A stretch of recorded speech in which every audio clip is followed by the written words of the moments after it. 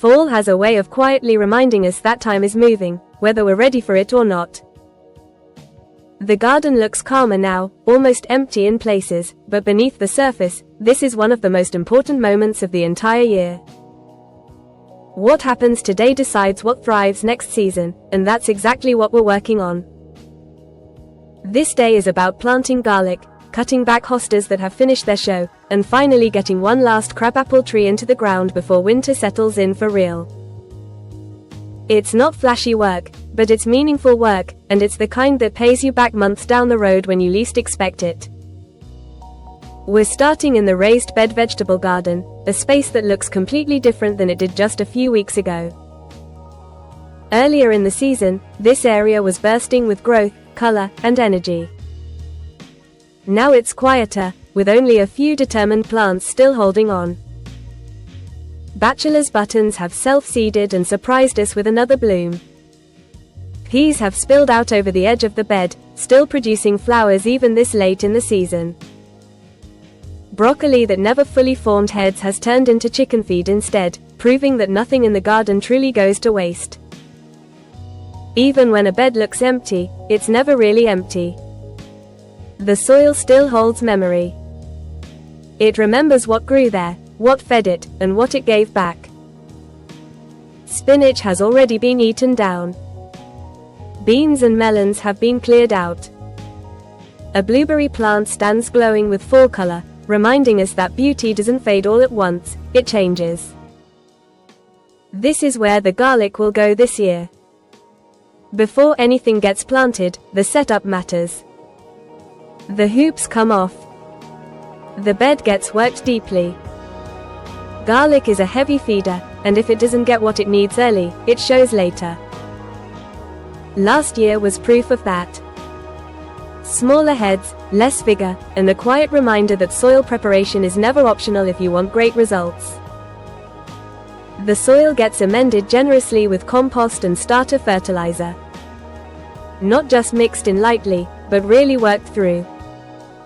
The soil level has dropped over time, and garlic needs depth, nutrients, and loose structure to do its best work.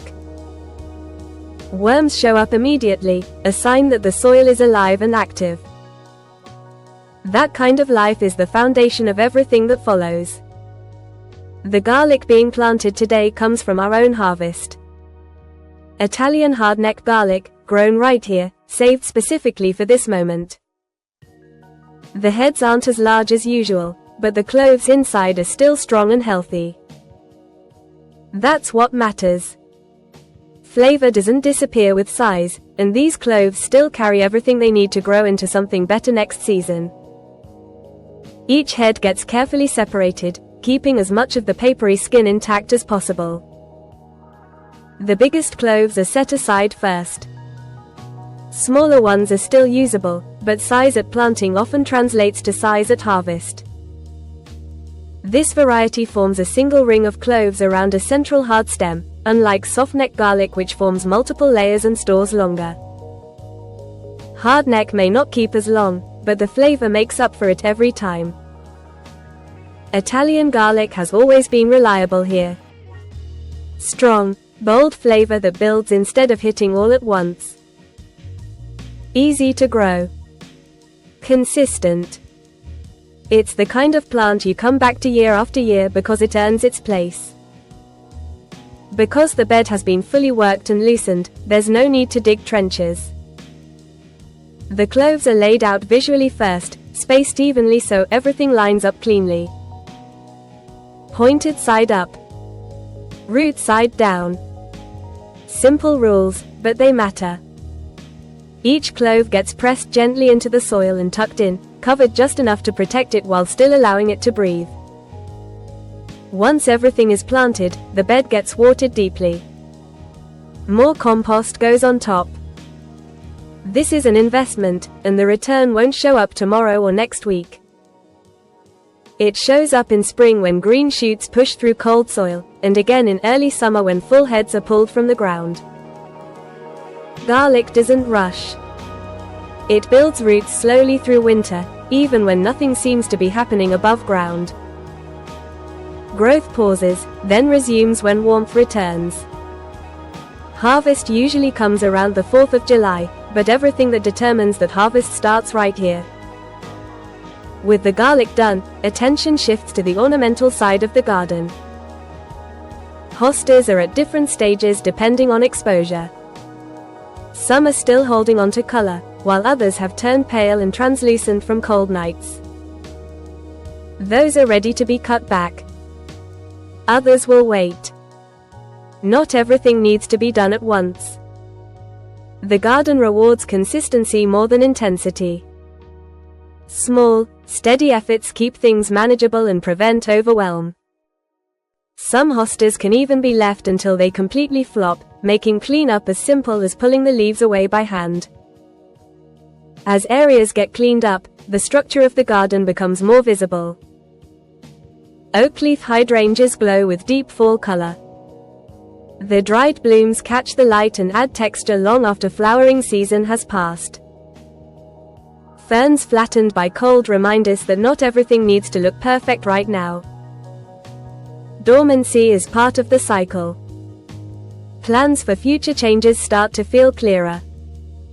Boxwoods that once sat waiting now live in another garden, where they'll be planted and cared for instead of overwintered in pots. Paths may be redirected. Trees relocated. Decisions don't have to be final today, but they're taking shape.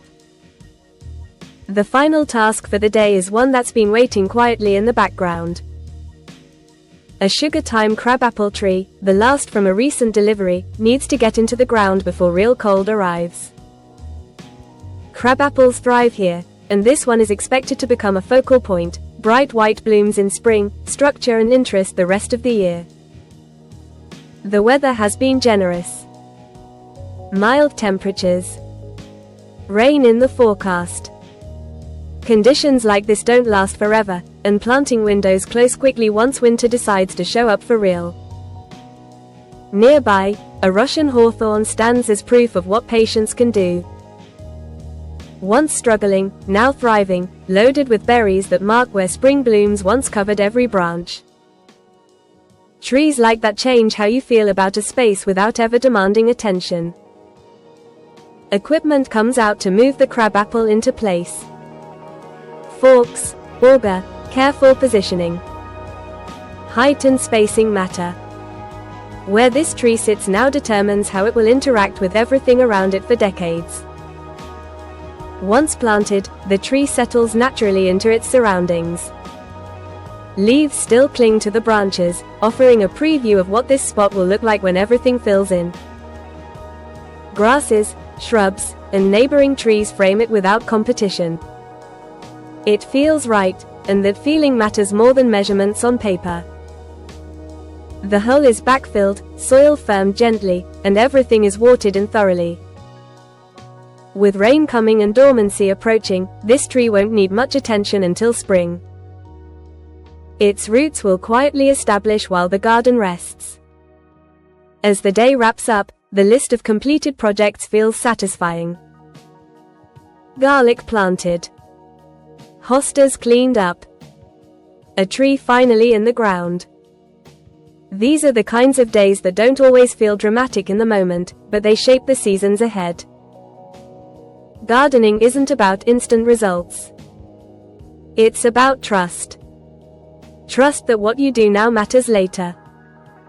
Trust that the effort you put in when no one's watching will show itself when it counts.